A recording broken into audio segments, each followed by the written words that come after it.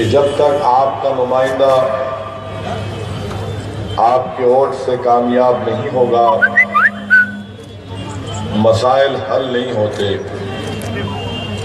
ہم کو شکایت بھی ہے کہ ہمارے مسائل حل نہیں ہوتے، ہم کو تکلیف بھی ہے کہ کوئی ہماری مشکلات کو دور نہیں کرتا، ہم کو ایک ہمیشہ فکر لاحق رہتی کہ کل صبح کا جب سورج نکلے گا وہ کس طرح سے میرا دن گزرے گا۔ میرے بھائی، جب فکر ہے، تکلیف ہے، مشکلات ہیں، تو یاد رکھیے یہ صرف کسی کے کمرے میں بیٹھ کر گفتگو کرنے سے یا پھر کسی کے کھانے کے ٹیبل پر بیٹھ کر اس مسئلے پر بات کرنے سے یا پھر اپنی آنکھ میں آنسو لانے سے یا پھر اکیلے میں ٹھہر کر آہیں لینے سے نہ مصیبت سے آپ کو چھٹکارا ملے گا، نہ مشکلات آپ سے دور ہوں گی۔ یاد رکھیے، جمہوریت میں اگر آپ اپنے ان تمام مسائل کو حل کرنا چاہتے ہیں تو یہ بہت ضروری ہے کہ آپ کی اپنی ایک آواز اتر پردیش کے وِدھان سبھا میں جائے۔ میں آپ کے سامنے ذمہ داری کے ساتھ عرض کر رہا ہوں کہ اس ریاست میں آپ کے سامنے ہے کہ سماجوادی پارٹی کی حکومت تو بنی اور اس نے کس کے لیے کام کیا وہ آپ کے سامنے ہے۔ جب کبھی بہوجن سماج کی حکومت بنی تو کس سماج کو عزت ملی، ان کی جان کا تحفظ ہوا، وہ آپ کے سامنے ہے۔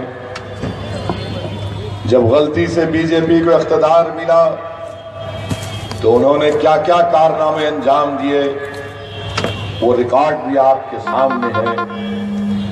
مگر میرے نوجوان ساتھیوں، ایک اہم بات یہ ہے کہ جب کبھی بھی الیکشن آتے ہیں، چاہے اتر پردیش میں آج اسمبلی کے انتخابات ہو رہے ہیں یا پھر آج سے 6 مہینے کے بعد ہندوستان کے مختلف ریاستوں میں جب الیکشن ہوں گے تو پھر سے وہ ایک دلالوں کا ٹولہ نکلتا ہے اور وہ دلال یہ کہتے ہیں، سب سے پہلے اخبار میں لکھتے ہیں، ٹی وی کے چینل پر جائیں گے اور ایک شوشہ چھوڑیں گے کہ سیکولرزم کو بچانا ہے۔ یہ وہی دلال ہے۔ اس کے بعد یہ کہیں گے یہ لوگ جو دلالی بھی کرتے ہیں، منافقت بھی کرتے ہیں اور اقتدار کی کرسیوں پر بیٹھنے والے ظالموں کے پیر بھی چاٹتے ہیں، جن کے دل میں غریب اور مظلوم عوام کی تکالیف کا کوئی پاس و لحاظ نہیں رہتا، یہ صرف اپنے ذاتی مفادات کی تکمیل کے لیے اپنے سیاسی آقاؤں کی مرضی کو پورا کرنے کے لیے یہ شوشہ چھوڑ دیتے ہیں کہ دیکھیے سیکولرزم کا کیا ہوگا۔ اس کے بعد کہتے ہیں کہ بی جے پی کو روکنا ہے اور پھر اس کے بعد کہتے ہیں کہ مجلس اتحاد المسلمین جو آئی ہے یہ ووٹ کاٹنے کے لیے آئی ہے، اس کا فائدہ سیکولرزم کو نہیں ہوگا۔ میرے بھائی، اگر میں اتر پردیش کی تاریخ کو یہاں پر بیان کرنا شروع کروں تو یہ وہ تاریخی جگہ ہے، بغیر کسی کا نام لیے بڑی عزت کے ساتھ اور ذمہ داری کے ساتھ عرض کر رہا ہوں، یہ وہی تاریخی جگہ ہے جہاں برسوں پہلے ہم سے کہا گیا تھا کہ عملی سیاست میں حصہ مت لو، ہم تمہارے جان اور مال کا تحفظ کریں گے، عملی سیاست سے دستبردار ہو جاؤ، سردکوشی اختیار کرو، ہم تمہارے مذہبی عبادت گاہوں کی حفاظت کریں گے، ہم نوجوانوں کے مستقبل کو روشن کریں گے۔ مگر آج اسی تاریخی مقام سے میں کھڑے ہو کر ان تمام ذمہ داروں سے پوچھتا ہوں کہ بتاؤ برسوں پہلے جو فیصلہ لیا گیا تھا عملی سیاست سے سبدوکوشی کا یا عملی سیاست سے دستبرداری کا، اور جس کے حق میں دستبردار ہوئے، ان تمام سیکولر پارٹیز نے 70 سال میں کیا کیا؟ کون سے 4 چاند میرے گھر میں لا کر لگا دیے؟ کون سا مجھ کو فائدہ پہنچایا؟ جی بی پنت اتر پردیش کے چیف منسٹر تھے، تو 24 اور 25 دسمبر کی رات 1949 کو کیا ہوا ہم دیکھتے ہیں۔ اس کے بعد ایک مسئلہ چل پڑا، پھر تاریخ نے وہ مناظر بھی دیکھے کہ کیسے یہاں پر اختلافات اور انسانیت کا قتل عام ہوا، کیسے ملک میں ایک ہلچل سی مچ گئی۔ بتاؤ، جب سیکولرزم کسی کو یاد نہیں آیا؟ آج سیکولرزم کی بات جو لوگ کرتے ہیں اور یہ کہتے ہیں کہ مجلس اتحاد المسلمین سیکولرزم کو کمزور کرنا چاہتی ہے، میرے بھائی مجھے یہ تو بتا دو کہ ٹھیک ہے، میں مانتا ہوں کہ ہندوستان میں اگر سب سے بدنام کوئی شخص ہے اس کا نام اسد الدین اویسی ہے۔ میں مانتا ہوں کہ سب سے بڑا فرقہ پرست اگر کوئی شخص ہے ہندوستان میں تو اس کا نام اسد الدین اویسی ہے۔ میں جب مان رہا ہوں کہ میں بدنام ہوں، میں فرقہ پرست ہوں، تو بتاؤ جو سیکولر ہیں، جو دودھ کے دھلے ہوئے ہیں، تم نے کیا کیا؟ تمہارے کارنامے کیا ہیں؟ آخر کیا وجہ ہے کہ ہندوستان میں، ہمارے ملک میں، آج آپ اٹھا کر دیکھ لیجئے کہ سینسس کی رپورٹ آتی ہے، اور سینسس کی رپورٹ یہ کہتی ہے میرے بھائی کہ اس ملک میں جس وطن عزیز کو ہم نے اپنے خون سے سینچا، جس وطن عزیز کی آزادی کے لیے ہمارے اسلاف نے اپنی جان کی بازی لگا دی، جس وطن عزیز میں کھلی فضاؤں میں سانس لینے کے لیے ہمارے بزرگوں نے اپنی گردنوں کو قربان کر دیا، آج سینسس کی رپورٹ یہ کہتی ہے کہ مسلم اقلیت کی آبادی 17 کروڑ ہے، جس میں سے 12 کروڑ کے پاس نوکری نہیں ہے، نان پرفارمنگ کام کرتے ہیں۔ اس کا ذمہ دار کیا میں ہوں؟ بتاؤ، جو لوگ مجھ پر الزام لگاتے، بتاؤ جب تم لوگ دلالی کرتے ہو اقتدار کی کرسیوں پر بیٹھنے والوں کی، تم ان کے پاس جا کر خوشامد کرتے ہو، بتاؤ اس کا ذمہ دار کون ہے؟ پھر کہاں سے انصاف ہوا؟ میرے عزیز دوستوں اور بزرگوں، میری بات کو ذہن نشین کر لیجئے کہ ووٹ دینا نہیں دینا یہ تو آپ کے اختیار میں ہے، مگر میں آپ کے سامنے گزارش کر رہا ہوں کہ میری ان باتوں پر غور و فکر کریے اور ووٹ کا صحیح استعمال کریے، اپنے ووٹ کو ضائع ہونے مت دیجیے۔ یہ سیکولرزم اور فرقہ پرستی کی بحث میرے مرنے کے بعد بھی چلتی رہے گی، اگر میں ہٹ بھی جاؤں گا تو چلتی رہے گی۔ یہ سیکولرزم اور فرقہ پرستی کی بحث ہی ہم تمام کو پیچھے کر دیا، ہمارے مسائل کبھی سامنے نہیں آتے، جب الیکشن آتا تو اعلان ہو جاتا سیکولرزم کا، الیکشن ختم ہو جاتا تو اس کے بعد یادو پریوار کا کام ہوتا۔ ارے آخر سیکولرزم کی جب بات کرنے والوں، الیکشن ختم ہونے کے بعد سیکولرزم ختم کیوں ہو جاتا؟ اس کے سوال، میرے سوال کا جواب یہ تمام دلال لوگ نہیں دے سکتے۔ میرے بھائی آپ تھوڑی دیر کے لیے سوچئے، لکھنؤ کی پارلیمنٹ کی سیٹ سے یہاں سے راجناتھ سنگھ کامیاب ہو گئے، اتر پردیش کے 70 لوک سبھا کی سیٹوں پر بی جے پی کامیاب ہو گئی، اس کا ذمہ دار کون ہے؟ میں نے تو یہاں پر الیکشن نہیں لڑا تھا، تو پھر کیوں بی جے پی اتنی سیٹ پر کامیاب ہو گئی؟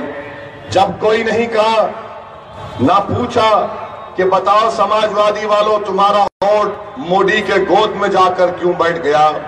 جب کسی نے یہ نہیں کہا کہ کانگریسیوں تمہاری عمارت تو ویران پڑی ہوئی ہے، مگر اس ویران عمارت میں بھی یا پھر اس کھنڈیر میں بھی اگر کچھ سانسیں باقی ہیں تو سانسیں لینے والے جا کر مودی کے پیروں کے پاس کیوں بیٹھ گئے؟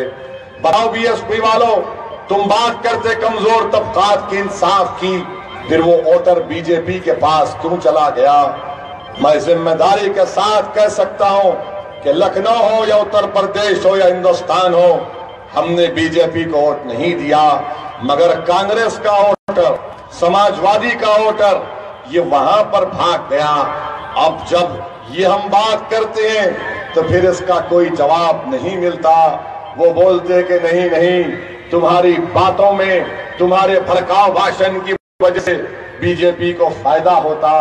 ارے اسد الدین اویسی تو اب سامنے آیا نا، پچھلے 65 سال سے جو لوگ تقاریر کر رہے تھے، بتاؤ ان کا اثر کیوں نہیں ہوا؟ 65 سال سے جو لوگ ہر مقام پر کھڑے ہو کر تقاریر کرتے تھے، مظلوم عوام کے لیے بات کرتے تھے، تو پھر کیا ہوا؟ کیا تمہاری زبانوں میں اثر نہیں تھا؟ کیا تمہاری زبانوں میں یا تمہاری زبان سے حق اور سچائی بیان نہیں ہوتی تھی؟ آخر کیا وجہ ہے کہ جب ہم کھڑے ہو کر ملت مظلومہ کی بات کرتے ہیں تو فوراً فرقہ پرستی کا الزام ہم پر لگا دیا جاتا؟ میرے بھائی یاد رکھیے کہ فرقہ پرست وہ لوگ ہیں جو غریبوں کو ان کا حق نہیں دیتے، فرقہ پرست وہ لوگ ہیں جو محلوں میں ترقی نہیں کراتے، فرقہ پرست وہ لوگ ہیں جو ہم کو سیاست میں ہمارا حصہ نہیں دیتے۔ ارے میری لڑائی کسی مذہب کے خلاف تھی، نہ ہے نہ کبھی رہے گی انشاءاللہ تعالی۔ میری لڑائی کیا ہے؟ میری لڑائی یہ ہے میرے بھائی سنیے، میری لڑائی سماجی انصاف کی لڑائی ہے، میری لڑائی معاشی انصاف کی لڑائی ہے، میری لڑائی سیاسی انصاف کی لڑائی ہے، میری لڑائی اپنی تہذیب کے تحفظ کی لڑائی ہے، میری لڑائی اپنی زبان کی حفاظت کی لڑائی ہے، میری لڑائی رسم الخط کے تحفظ کی لڑائی ہے، میری لڑائی خیالات کی آزادی کی لڑائی ہے، میری لڑائی یہ ہے کہ میری آواز کو سنا جائے، میری لڑائی یہ ہے کہ مجھے میرا حق ملے۔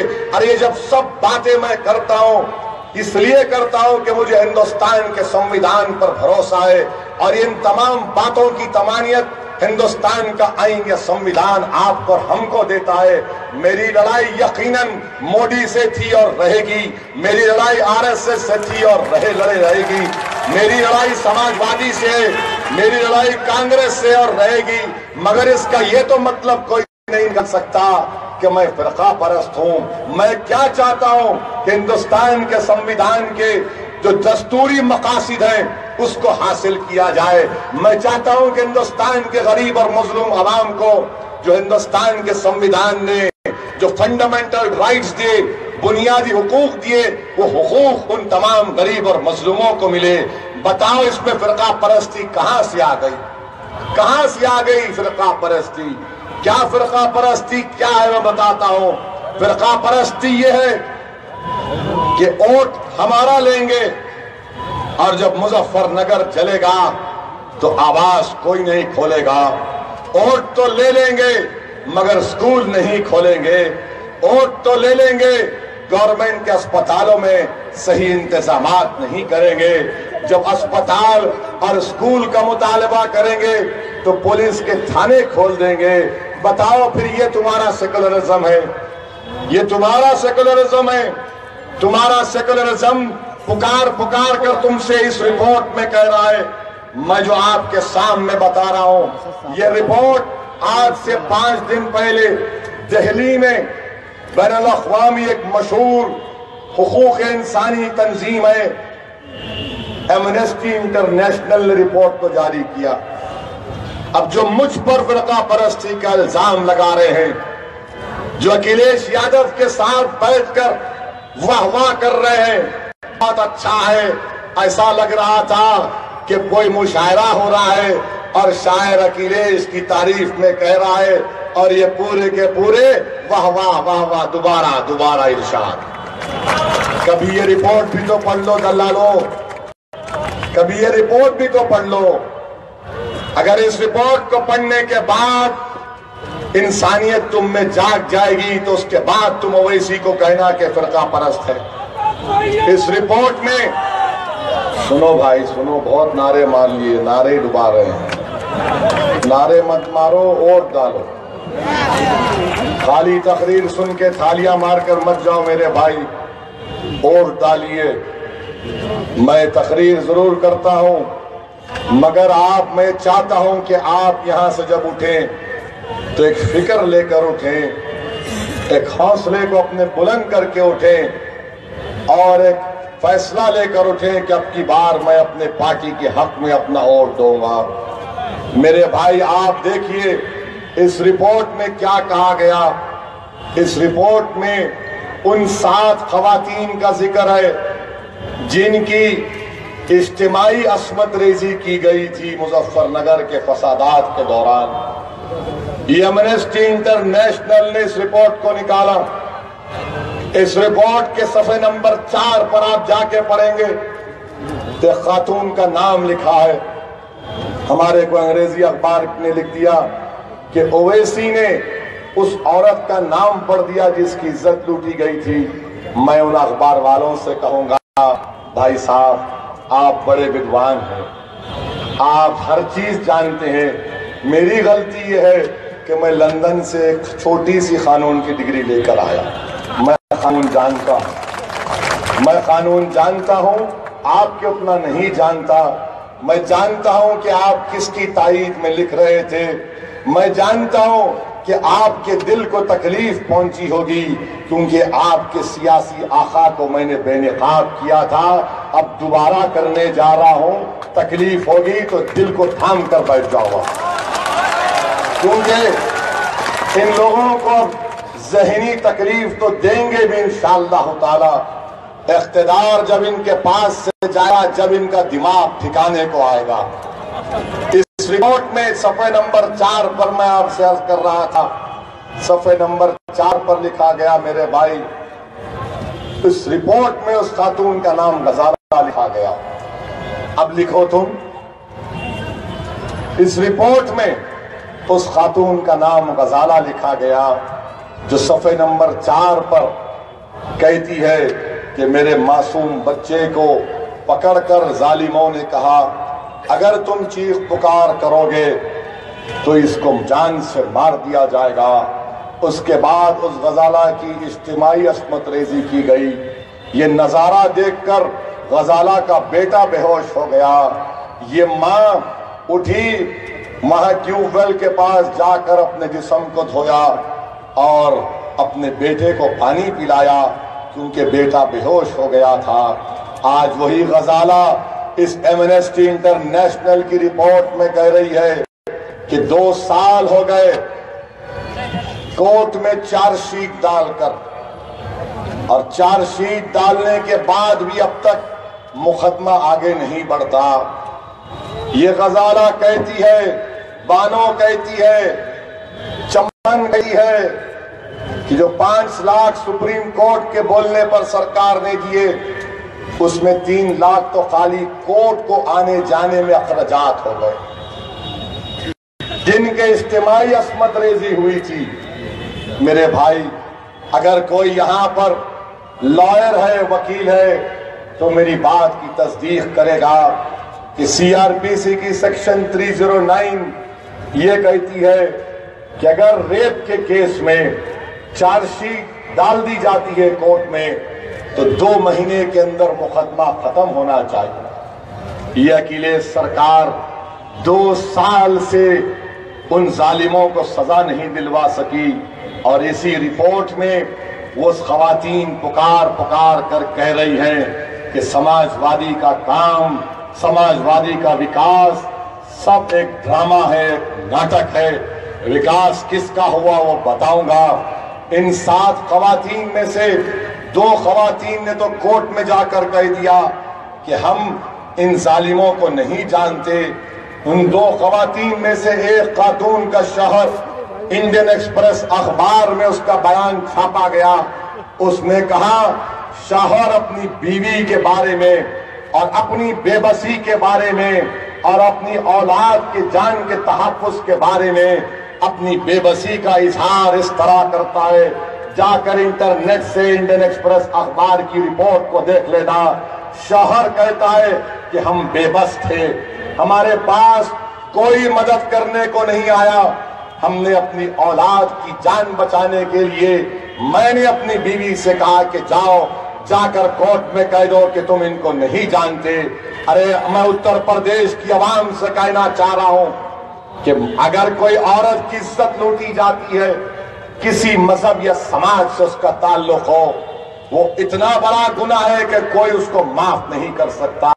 ذرا اپنے سینوں پر، اگر یہاں پر بیٹھنے والے تمام کے تمام عزت دار لوگ ہیں، میں جانتا ہوں نوجوان بیٹھے ہیں، بزرگ بیٹھے ہیں، ذرا اپنے دل پر زور ڈال کر دیکھو اور خیالات کی ان دنیا میں جاؤ کہ وہ عورت تمہاری سگی بہن تھی، وہ تمہاری سگی بہن تھی۔ جب اس کا شوہر یہ کہتا ہے کہ میری مدد کرنے کو کوئی نہیں آیا، کون سا وکاس ہوگا؟ کون سا وکاس ہوگا میرے بھائی؟ کیا امن ہوگا؟ یہ ایمنسٹی انٹرنیشنل کی رپورٹ کہتی ہے ان 7 خواتین میں سے ایک خاتون جس کا نام عیشا تھا، وہ پچھلے سال ایک بچے کو پیدا کیا اور بچے کی پیدائش کے دوران اس کا انتقال بھی ہو گیا۔ اکھلیش یادو کی سرکار اور یہ جو دلال مجھے فرقہ پرست کہتے ہیں، ووٹ کاٹنے کے لیے آیا کہتے ہیں، کیا یہ عورتوں سے تم انصاف نہیں کرو گے دلالوں؟ کیا اکھلیش یادو کی چمچا گیری کرنے والوں، کیا تم اس انصاف کی بات نہیں کرو گے؟ تم اویسی پر الزام پہ الزام لگاتے ہو، لگا مجھ پر الزام، میں خاموش نہیں بیٹھوں گا، میں رکنے والا نہیں ہوں، مگر مجھ پر الزام لگانے سے پہلے اپنے گریبانوں میں جھانک کر تو دیکھ لو کہ جس کی تائید میں تم کھڑے ہو اس نے انصاف کے لیے کیا کیا۔ اور میرا ماننا یہ ہے کہ اتر پردیش میں خود اتر پردیش پولیس کا ریکارڈ یہ کہتا ہے کہ اکھلیش کے 5 سال کے دور اقتدار میں 200% عورتوں کے بلاತ್ಕಾರ کے واقعات میں اضافہ ہوا۔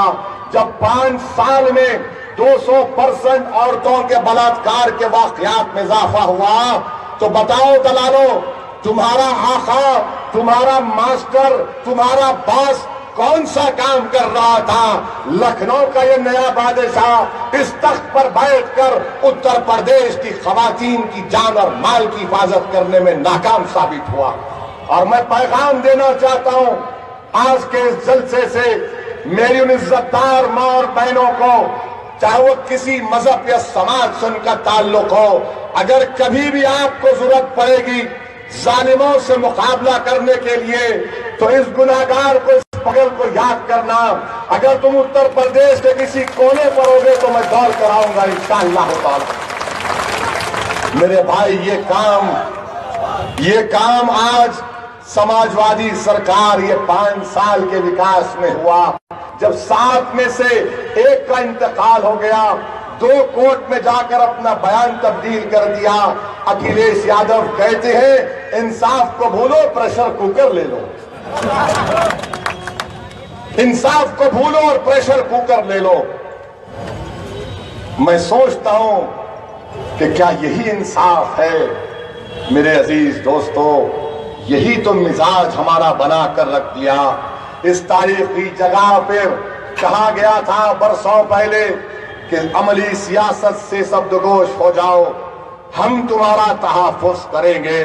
اس کے بعد جب ہم نے نوکریاں پوچھی تو انہوں نے کہا کیوں نوکریاں چاہیے؟ ہم اردو میں شعر بول دیتے ہیں۔ ہم خوش ہو گئے کہ دیکھو واہ واہ کیا شعر بول دیے۔ جب ہم نے کہا رے اردو کا شعر بول دیے، اردو اسکول تو کھول دو، تو کہا نہیں، اردو کا خاتمہ کر دیں گے۔ جب ہم نے کہا اسکول کھولو انگریزی میڈیم کے، تو وہ نہیں کھولتے۔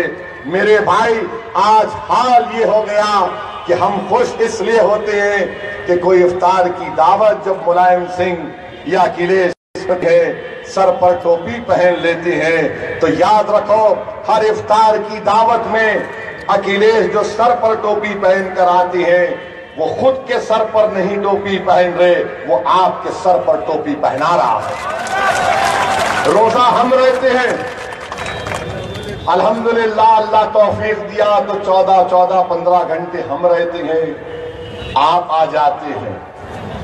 اور وہاں پر بھی مجھے روزہ کھولنا ہے، کہتے ہیں میرے کو پہلے کھجور کھلاؤ۔ فوٹو والے سامنے ہوتے ہیں اور ہمارا بھائی خوش ہو جاتا ہے، میری فوٹو آئے گی، گھر میں اماں کو دکھاؤں گا، ابا کو دکھاؤں گا، محترمہ کو دکھاؤں گا، واٹس ایپ پہ شیئر کروں گا، فیس بک پہ لائک آ جائیں گے۔ ارے میرے بھائی، تو اتنا معصوم ہے کہ تجھ کو یہ لوگ لوٹ رہے ہیں، تجھ کو یہ لوگ لوٹ رہے ہیں برسوں سے، نام مختلف ہوں گے مگر لوٹ رہے ہیں، ٹھگ رہے ہیں۔ میرے عزیز دوستوں اور بزرگوں، اتر پردیش میں کیا کیا نہیں ہوا۔ 16,000 کروڑ کا پولیس کا بجٹ ہے اتر پردیش کا، 16,000 کروڑ میں 200% بازار کے واقعات میں اضافہ ہوا، 30% کڈنیپنگ میں اضافہ ہوا۔ اور پھر بتائیے پیسہ کہاں جاتا ہے؟ اور پھر اکھلیش کہتے ہیں اپنے 2012 کے مینیفیسٹو میں کہا کہ ہم مسلم علاقوں میں کیمپ کروائیں گے تاکہ ان کو پولیس میں نوکریاں مل سکیں۔ میرے بھائی، اتر پردیش وہ واحد ریاست ہندوستان میں جہاں پر پولیس کے منظور شدہ جائیدادوں میں 55% جائیدادیں خالی ہیں، 1,90,000 جائیدادیں خالی پڑی ہوئی ہیں۔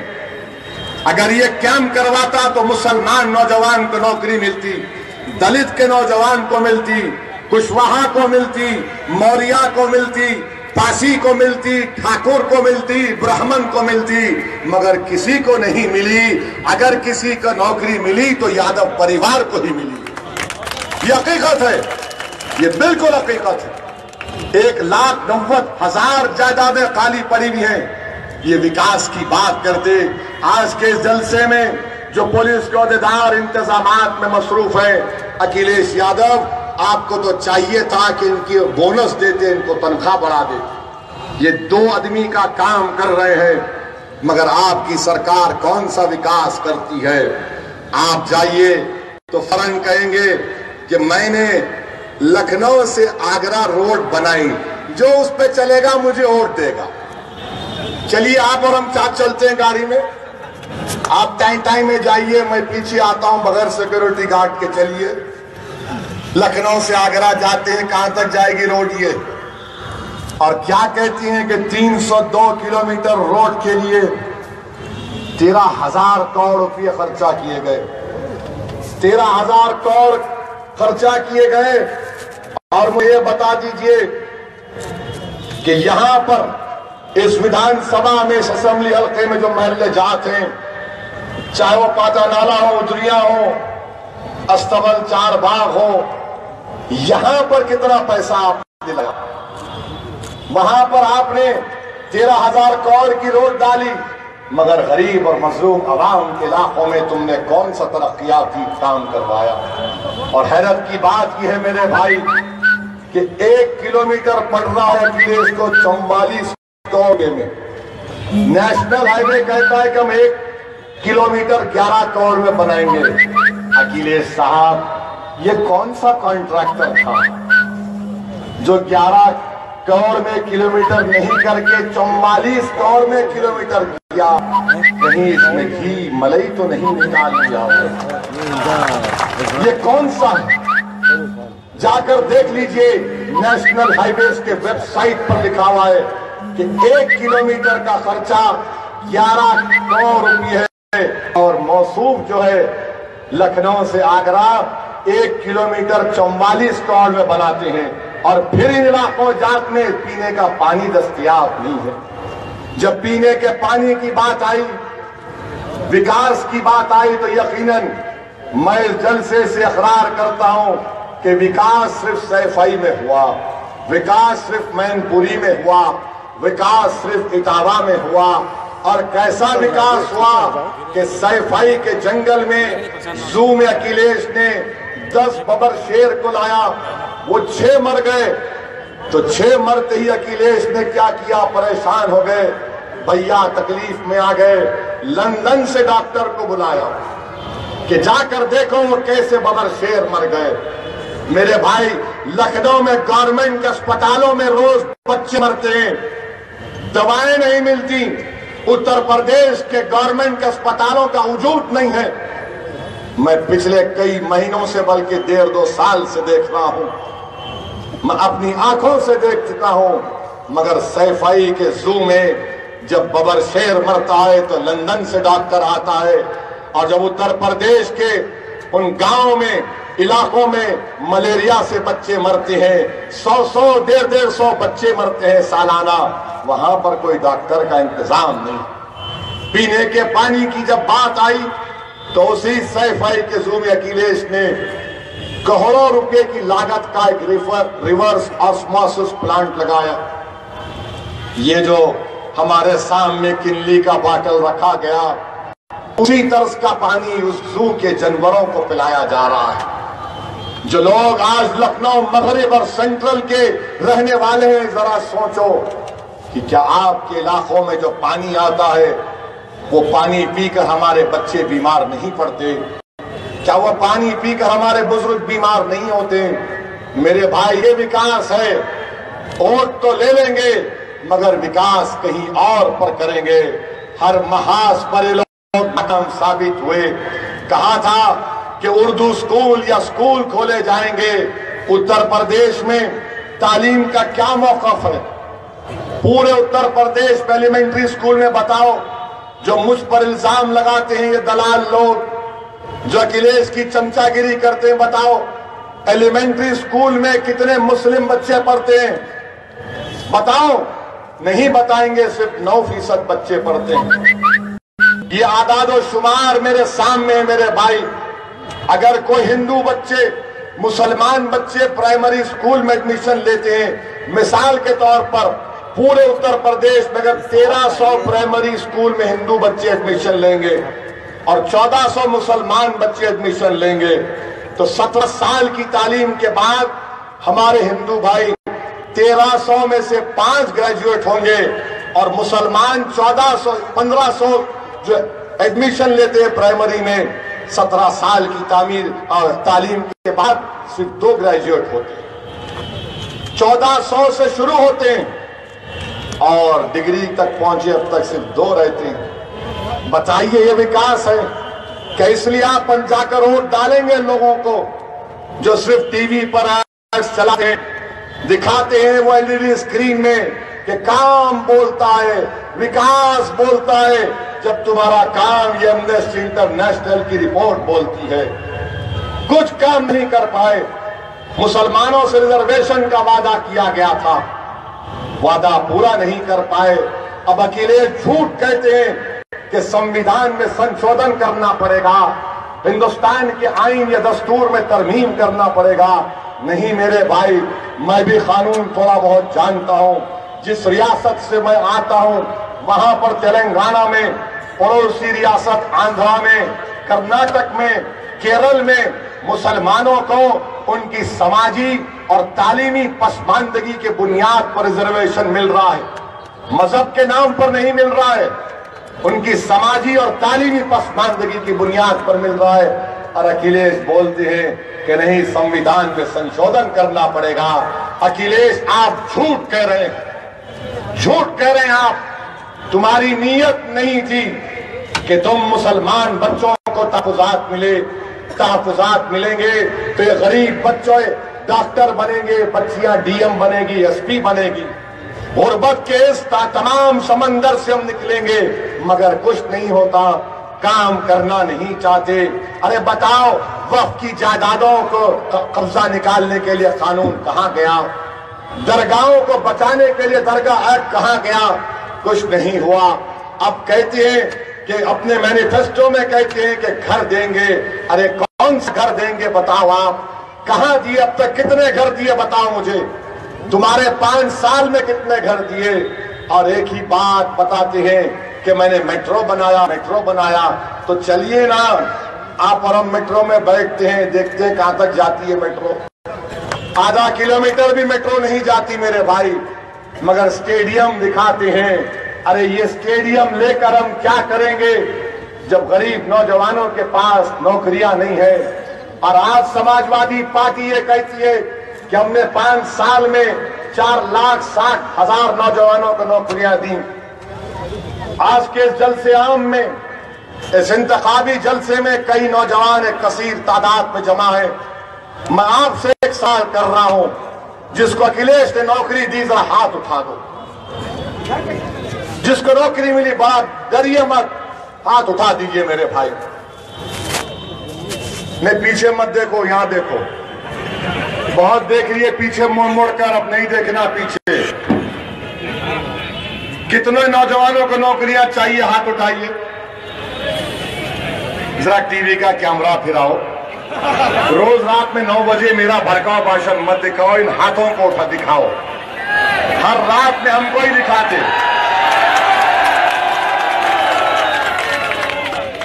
یہ وکاس ہے، یہ کام بولتا ہے۔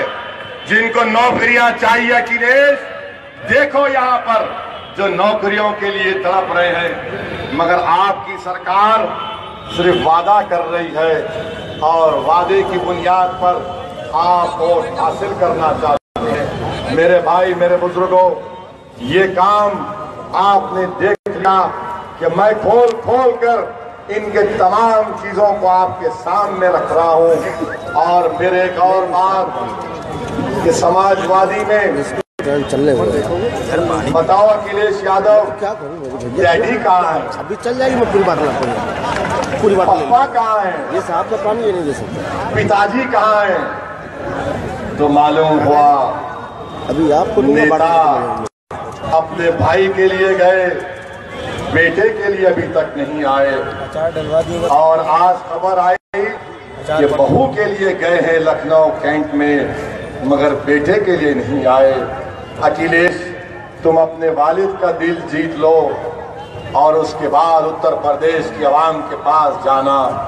جو والد تم سے ناراض ہے، بتاؤ میرے بھائی، ہماری تہذیب اور تمدن کا حصہ یہ ہے کہ ہم اپنے بڑوں کی عزت کرتے ہیں، بڑوں کو اپنا سمجھتے ہیں، مگر یہ اقتدار، یہ گندی سیاست کیا کیا کارنامے انجام دے رہی ہے اتر پردیش میں۔ اسی لیے میرے عزیز دوستوں اور بزرگوں، اپنے اتحاد کو مضبوط کیے، ڈرنے اور گھبرانے کی ضرورت نہیں ہے۔ یہ لوگ جو آ کر ہم سے کہہ رہے ہیں کہ بی جے پی کو ہرانا ہے، یقیناً ہرانا، اور انشاءاللہ تعالی 11 مارچ کو جب نتیجہ آئے گا، ہندوستان کے بادشاہ سلامت مسٹر نریندر مودی کے خواب چکنا چور ہو جائیں گے انشاءاللہ تعالی۔ اقتدار نہیں ملے گا لکھنؤ میں انشاءاللہ تعالی۔ آپ کا مکھیہ منتری نہیں بنے گا بی جے پی کا، مگر آپ کے سامنے ایک بات عرض کر رہا ہوں۔ عرفان ہمارے کینڈیڈیٹ ہیں، اور پھر یہاں پر جو کینڈیڈیٹ ہیں لکھنؤ سینٹرل میں آخر وقت پر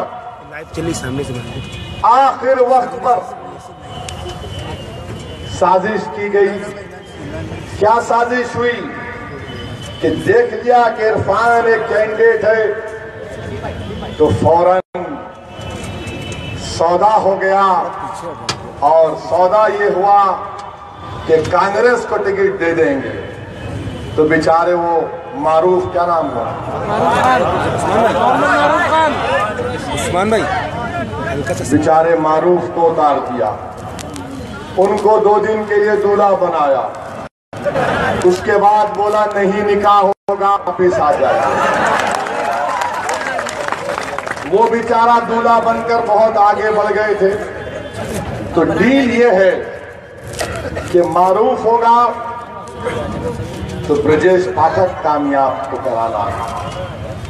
یہ ڈیل ہے کہ لکھنؤ سینٹرل سے مجلس کی کامیابی کو روکا جائے اور یہاں سے بی جے پی کے امیدوار کو کامیاب کروایا جائے، کیونکہ کانگریس نے بی فارم دیا ان کو، اور دینے کے بعد کہہ دیا کہ نہیں ہمارے امیدوار نہیں ہیں۔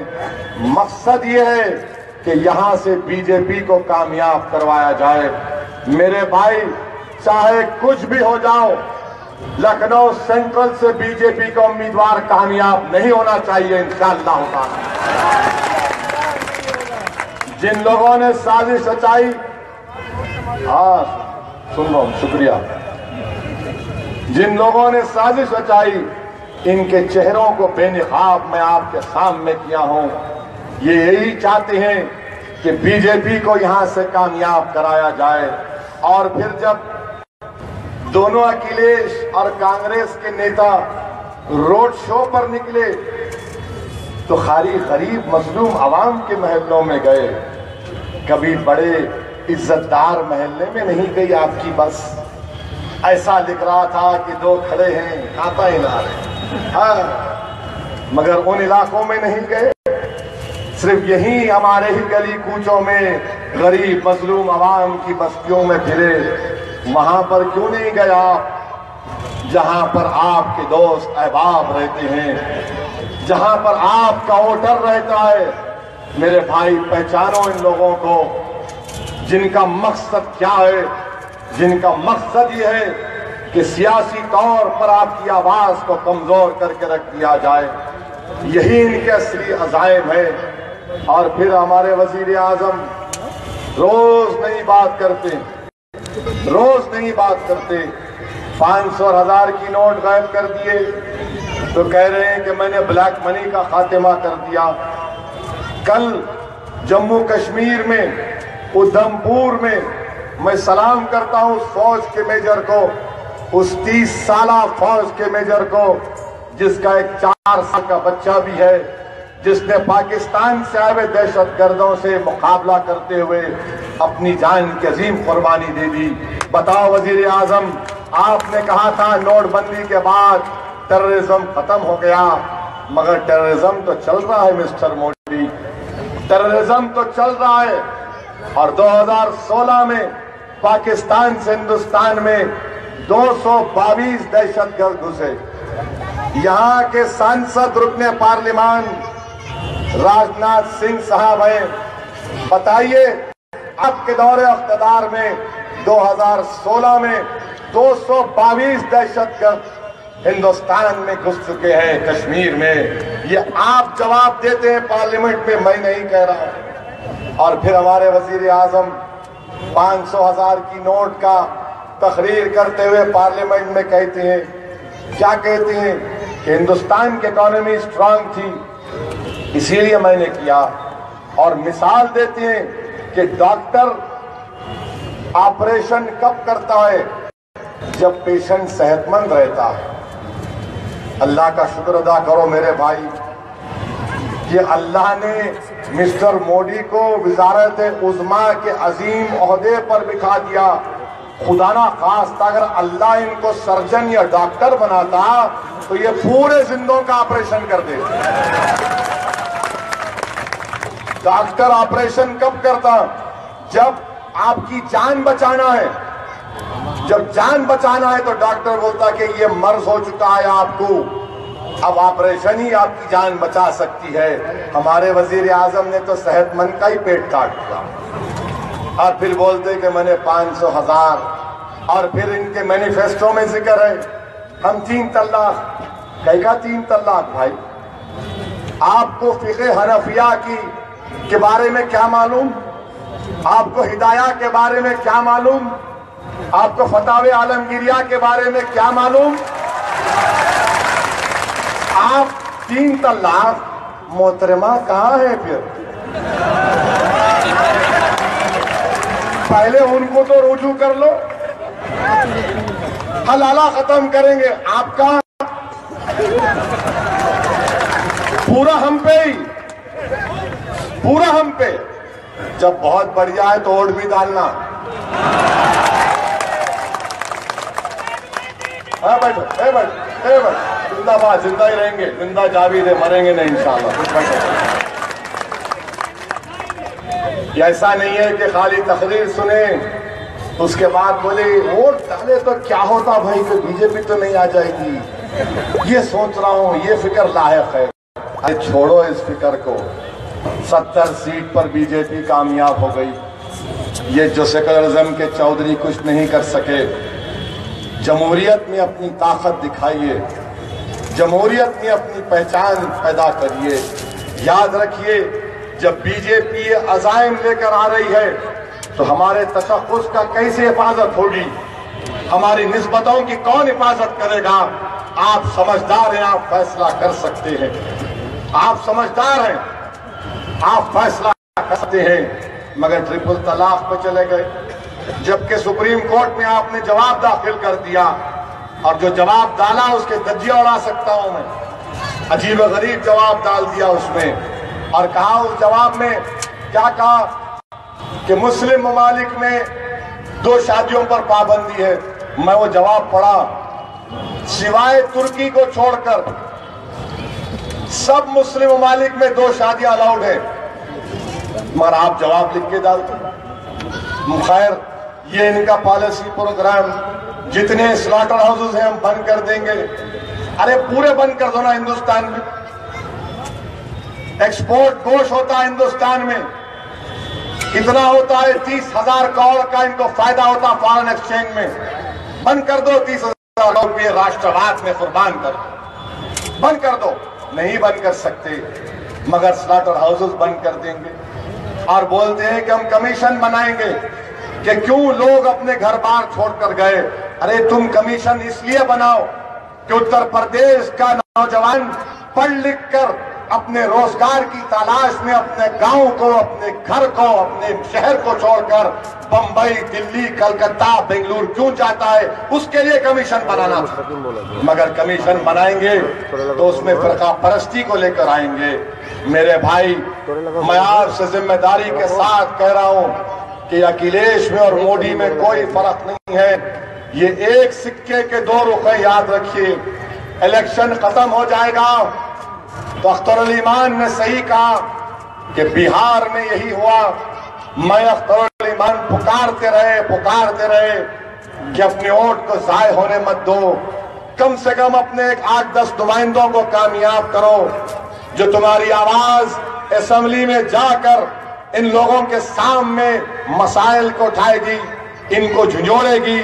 मगर आज बिहार में क्या हो रहा है, महागठबंधन तो कामयाब हो गया, मगर जब कोई गरीब और मजलूम जाकर कहता है कि उर्दू स्कूलों की 1 लाख से ज्यादा खाली पड़ी हुई है, टीचरों का इंतजाम करिए, तो महागठबंधन की सरकार बोलती है कि कहीं का टीचर का इंतजाम, हमने बीजेपी को रोक दिया बिहार में, अब तुम जाकर घर में आराम से सो जाओ। यही कहा गया। पूछो आप अख्तर अली मान से, जब जाकर कहा गया कि मसाइल, कहा क्या मसाइल है, हमने बीजेपी को हरा दिया। यकीनन मेरे भाई, हम बीजेपी को हराएंगे, मगर मेरी जिंदगी का मकसद, वोट डालने का मकसद ना सिर्फ बीजेपी को हराना है, बल्कि अपने महल्लों की तरक्की करवाना है। अपने बच्चों को झूठे इल्जाम में तो जेल में सड़ रहे हैं, उनको छुड़ाना है। मेरे इलाकों में स्कूल की जरूरत है, मेरे इलाकों में पानी की जरूरत है। ये सब चीजें चाहिए हमको। हमारा मकसद लाकर कहते हैं कि लीजिए, इलेक्शन आ गया,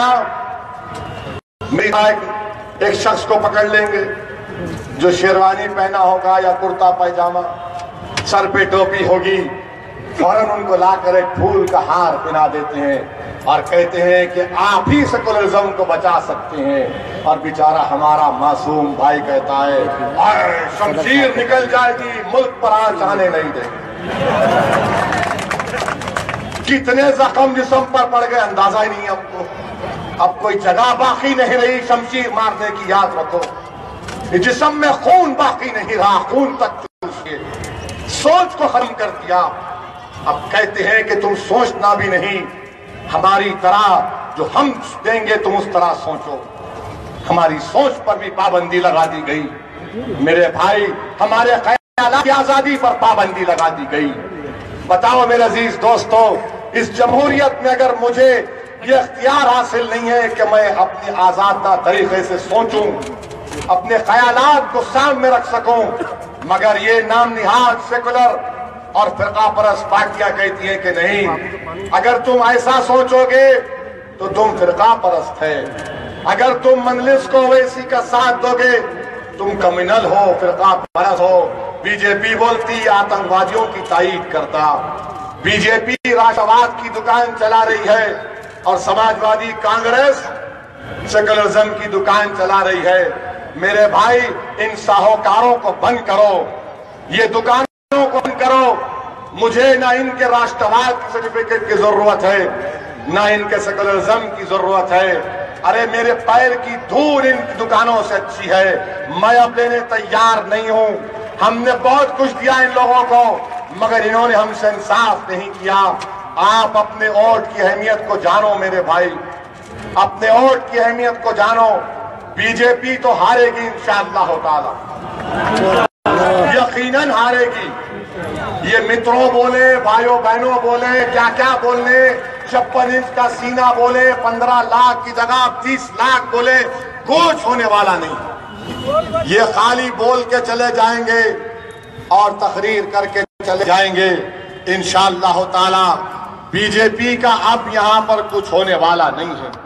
लोग बोलते कि अगर तुम्हारे 8-10 एमएलए कामयाब हो गए तो क्या होगा।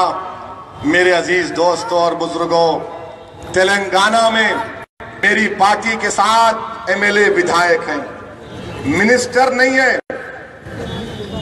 नहीं है, मगर हमने 1 साल पहले ये काम किया। वह तो बहुत काम किए, अल्लाह का करम था, उसकी नजर करम थी, अल्लाह ने तौफीक दी। हम जाकर चीफ मिनिस्टर के पास बैठे, ऐसे ही बल्दिया का इलेक्शन आ रहा था, चीफ मिनिस्टर ने हमको बुलाया। हमने कहा चीफ मिनिस्टर साहब, उर्दू जबान के लिए कुछ करना पड़ेगा। तो चीफ मिनिस्टर ने कहा ओवैसी साहब तजवीज पेश करो।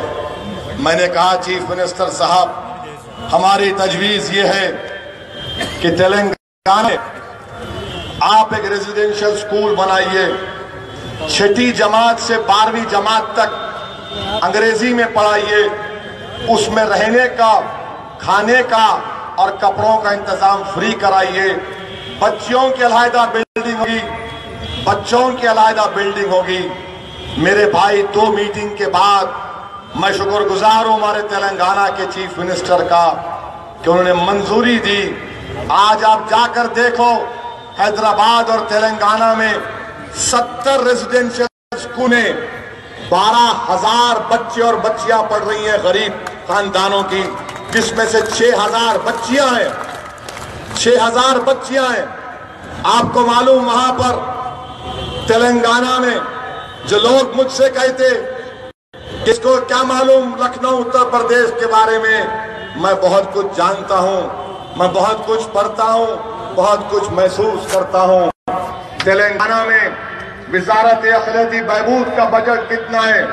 1400 करोड़ है, और वहां पर अखिलियतों की आबादी सिर्फ 11% है, यहां पर 21% है। बताओ, उत्तर प्रदेश में 3,50,000 करोड़ का सालाना बजट है। वजारत अखिलती बहबूद का बजट कितना है? अल्पसंख्यक समाज का बजट कितना है? 3,50,000 का 1% भी नहीं है, 1% भी नहीं है। और ये दलाल मुझ पर उंगलियां उठाते हैं। मेरे भाई, 7 हमारे विधायक हैं और ये काम हम वहां पर करते हैं, हुकूमत से जाकर लड़ते हैं और काम करवाते हैं। हम कोई जाकर मंत्री नहीं बन गए, कोई लाल बत्ती की गाड़ी नहीं लिए, रोज हम लड़ते हैं, रोज काम करते हैं और काम हो रहा है।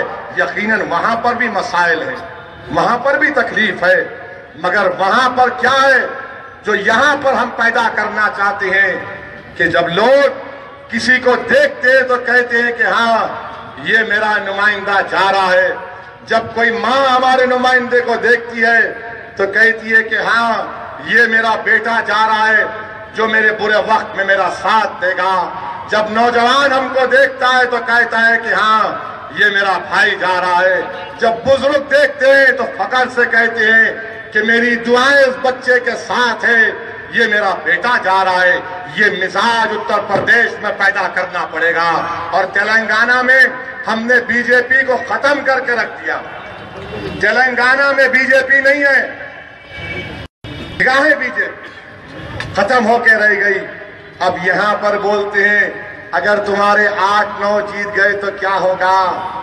अरे जालिमों, इंशाअल्लाह ताला तुम्हारी लाख साजिशों के बावजूद भी जरूर वो दिन आएगा जब उत्तर प्रदेश की विधानसभा में 8 नहीं बल्कि 20 से ज्यादा मंजलिस को रुकने असेंबली कामयाब होकर जाएंगे। अगर 8 भी कामयाब हो जाते हैं, अगर 8 भी कामयाब हो जाते हैं तो बोलते हैं 400 हैं, 8 क्या करेंगे? अरे मैं तुमसे कहता हूं जालिमों, हिंदुस्तान की लोकसभा 540 पर मुश्तमिल है और मैं एक हूं, और अल्लाह का करम ये कि जब तुम्हारा ये दीवाना खड़ा होता है तो 200 बीजेपी के सामने खड़े हो जाते हैं। अपनी जबान से अल्फाज अदा करने से पहले पूरे बीजेपी के महाराज संत सब खड़े हो जाते, बैठ पाकिस्तानी दहशतगर्द। और अल्लाह का करम यह है कि मैं नमरूद और फिरौन की आंखों में आंखें डालकर हक की बात अल्लाह, ये काम हमको करना है, ये काम हमको करना है। एतमाद हमको पैदा करना है, डरना नहीं है। ये जमहूरियत है, ये मुल्क मेरा है और हिंदुस्तान में कानून सबके लिए बराबर है। अरे तुम कब तक डराओगे मुझे? डरा डरा कर तुम मुझे अपने एक यरगमाल बना लिया है कि नहीं आप कुछ नहीं कर सकते, हम ही करेंगे। अरे जाओ, वो दिन पूरे हो गए जो कहते थे कि हम करेंगे नहीं। आज अल्लाह ने हमको काबिलियत दी है, सोच दी है और अल्लाह ने हमारे अज़म को बुलंद किया है। हम भी उठेंगे और मुकाबला करेंगे। सेकुलरिज्म के नाम पर ये मतलब नहीं है मेरे भाई कि हम सिर्फ वोट डालते रहें और इन अपने मसाइल को भूल जाए। यकीनन लखनऊ की सीट से बीजेपी की नाकामी होनी चाहिए, मैं आपसे कह रहा हूं। और लोग बोलते हैं कि क्या करोगे? मैं उनसे कहूंगा कि मेरे रसूल रहमत सल्लल्लाहु अलैहि वसल्लम ने 1400 साल पहले हम तमाम को मुझे मालूम हुआ कि मैंने उलमाओं से सुना, अपने शेख के पैर के पास बैठकर सुना कि रहमतुल आलमीन ने इरशाद फरमाया कि अगर तुमको मालूम हो जाए कि क़यामत वाली है तब भी तुम बीज बोना मत भूलो। मैं आज बीज बोने को आया हूं और मुझे पूरा यकीन है कि 11 मार्च के दिन अल्लाह के फजल व करम से आप और हम मिलकर फसल भी काटेंगे इंशाअल्लाह ताला। तो मेरे अजीज दोस्त और बुजुर्गों, मजलिस इत्तेहादुल मुस्लिमीन के हक में अपने वोट का इस्तेमाल करिए।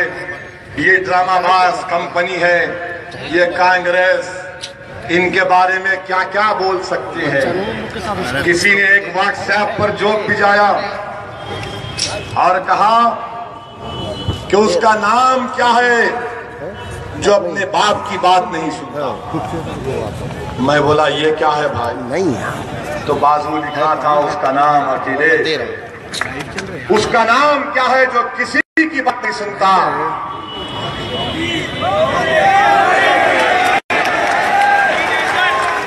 वरना फिर मीडिया वाले बोलते भड़काओ भाषण में, मजहब का इस्तेमाल करे, राजनीति। आप क्या बोलते 9 बजे आप अपनी राजनीति मजहब के नाम पर कर रहे हैं। और मेरे को अंदर से हंसी आती, बोलो जल्दी बोलो और बोलो। हमारे मीडिया वालों प्लीज, आपके मीडिया कंपनी में 100 की तादाद में आपकी नौकरियां जा रही हैं। पानी कहाँ लेके? आपके अखबारात को, टीवी को एडवर्टाइजमेंट नहीं मिल रहा है। अब तो मोदी दर्शन कम कर दो। अब मेरा भड़काऊ भाषण दिखाओ, लोग अखबार भी खरीदेंगे और शौक से देखेंगे भी मुझे, क्योंकि मैं स्मार्ट भी हूं, हैंडसम भी हूं।